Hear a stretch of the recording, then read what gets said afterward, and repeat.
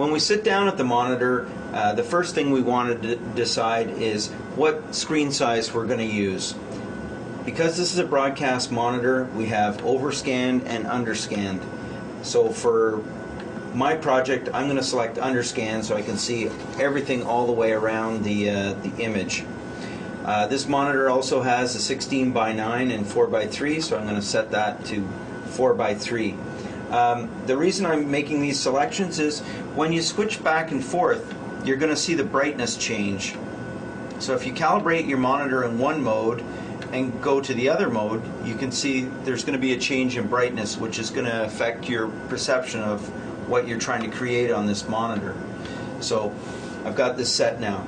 Next thing I'm going to do is go to all the controls for brightness, chroma, and phase and adjust those so they're in their center position. You feel that little dent position when they're set up. So the next thing I'm going to do is I'm going to adjust the brightness control. I'm going to turn that up, and we have a series of test signals over on the right hand side of the frame. What we have here is black, black, and black, and we have a signal that's blacker than black and a signal that's lighter than black.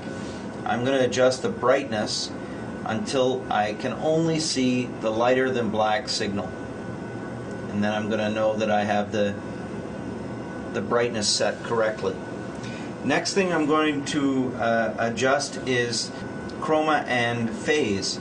So it's pretty hard to tell, you know, obviously that's too low and maybe that's too high, but I need a way to tell how this is set. And the same with the phase. You know, is this bar magenta, or, you know, should it be more towards blue? I need a better way to do that. So on this monitor I can hit blue only, blue screen, and this is going to show you that these bars here should be of the same intensity. Now the two outside bars are meant for saturation, so if I take the chroma level and just crank those down and try and get these so they match,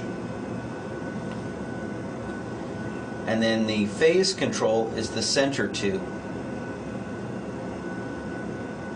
And if I adjust those until the brightness level is equal on them both, try and get those as close as you can. They may not come out perfect, but you should get them as close as you can. Now I've got the monitor set up for white balance with the maintenance person. I've got it set up for brightness with the plooge or picture lineup generating equipment, and I've adjusted the saturation and I've adjusted the phase. So now I'm all set to go.